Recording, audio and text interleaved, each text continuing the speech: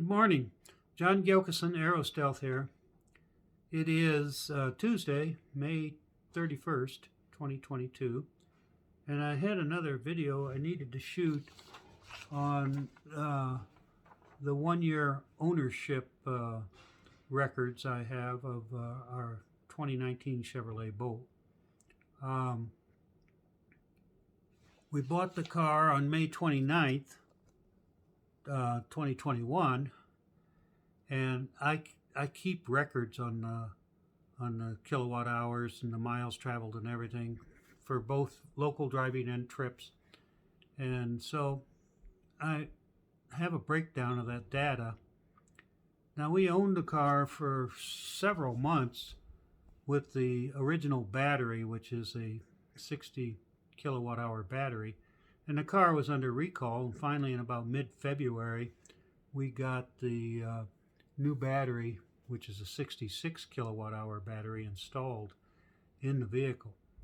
So I only have about 10,000 miles of, or excuse me, 5,000 miles of data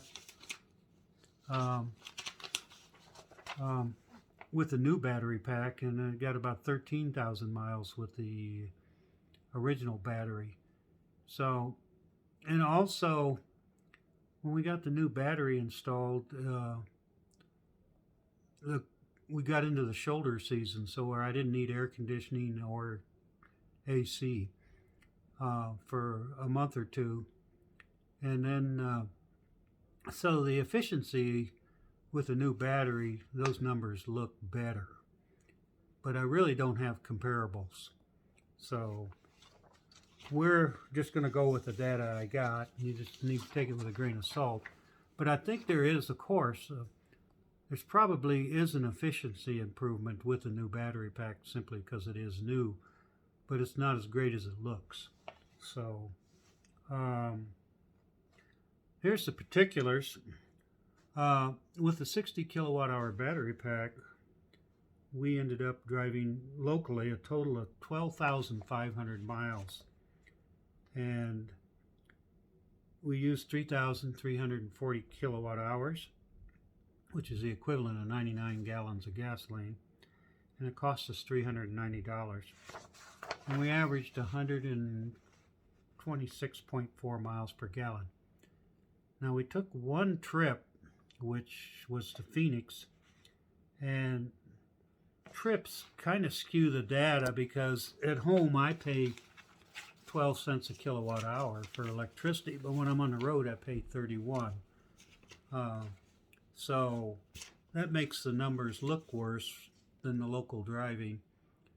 And also because I charge up to 100% before I leave on a trip, it kind of lowers and when I get back to the house, I also try to arrive mostly empty, and so when I charge the car back up, that lowers the average cost of electricity, even for traveling, a little bit, down from 31 down to around 26 cents a kilowatt hour. But anyway, we took one trip. It was 829 miles round trip to Phoenix. Cost us $61.96. We used 226.9 kilowatt hours, which is the equivalent of 6.73 gallons of fuel, and we averaged 123.1 miles per gallon. So this would be a year's driving for most people right there. My total fuel usage for both trips and local driving was 105.85 gallons equivalent, 3,566 kilowatt hours, for a total of 13,361.8 miles, and I spent $452.33 on fuel, and I averaged 126.2 miles per gallon. So as you can see, it just lowered my miles per gallon. The trip average lowered my miles per gallon just 0.2 miles per gallon, so it wasn't much. But we were really excited to get the new battery pack, of course. We got a brand new warranty, brand new pack. We're warrantied out to 120 some thousand miles. And of course, we have more range. So when we travel, it's a little easier to travel.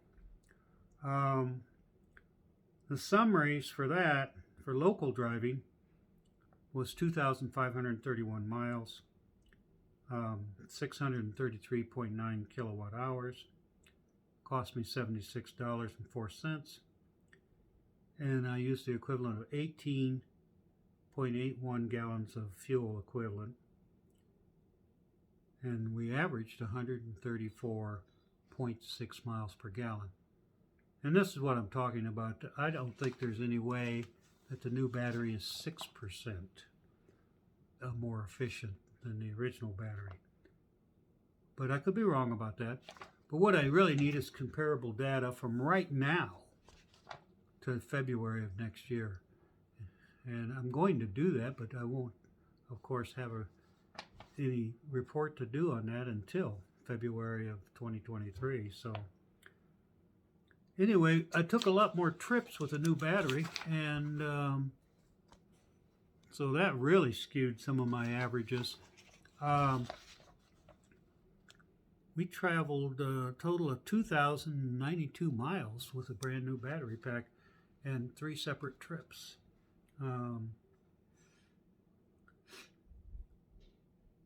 So anyway, I used 551.3 kilowatt hours. Cost me $96.74. So I traveled 500 miles less, but it cost me an extra $20. I averaged 127.8 miles per gallon, so I averaged more on trips with the new battery than I did with the old battery, even in local driving. So I think that is a tell.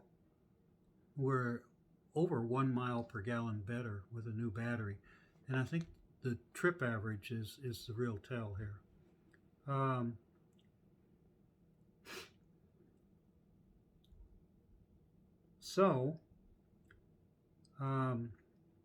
The totals was 4,623.3 miles using 1,185.2 kilowatt hours, and that's the equivalent of 35.17 gallons of fuel, and it cost me $172.78, and my net average for the new battery was 131.4 miles per gallon.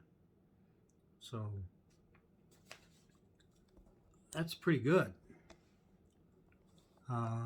Since half of my driving, 45% of my driving was trips, doing 70 miles an hour, to still average 131 miles per gallon. It's pretty damn good. So what we have here is a summary for both packs for the whole year. And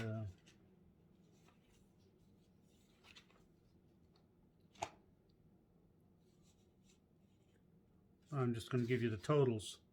Total miles, 17,985.1 miles. That's just short of 18,000 miles in 1 year with our electric car. It took 4,752.1 kilowatt hours, which cost me $625.11. It's the equivalent of 141.02 gallons of fuel, and I averaged for the whole year with both battery packs 127.5 miles per gallon. So that means my net average was 264.5 watt hours per mile, or 3.78 miles per kilowatt hour, or 26.45 kilowatt hours per 100 miles. And my cost per mile is, for the whole year, was 3.47 cents. So basically you could just say 3.5 cents. It's looking more like local driving's around 3 cents and trips are 7 cents. But when you average them together, this is what you get. So there you have it. I hope this information is useful to some of you, especially any of you sitting on the fence about buying an electric car. I mean, if I can drive 18,000 miles on $625, that's an incredible feat of efficiency. So, my sister bought an electric car after being encouraged by me, and I have a close friend who's getting ready to buy a Chevrolet Bolt this Saturday. So, I think Chevrolet Bolt's, while it's not the most premium car out there, it's a really good value for the money. $35,000 electric car with this capability is a real coup, and it's maybe GM's made a mistake. I don't know if they're making a profit or not. That's not especially my problem. But if you can get your hands on one, they're a great car to own. They have a few shortfalls. It's not the most premium car to own, as I said. So, but of course, I'm not a Chevrolet Bolt salesman here, so there's a lot of other good cars out there. To me, Teslas are too expensive. But the Hyundai Ioniq 5, that'd be a great car. It's a little more upscale. Kia Niro, Hyundai Kona, and there's others. I'm sure I've left quite a few off the list, but so there you have it. Happy travels, everyone, and stay fully charged. Signing out, John Gilkison, Aerostealth here. Bye-bye.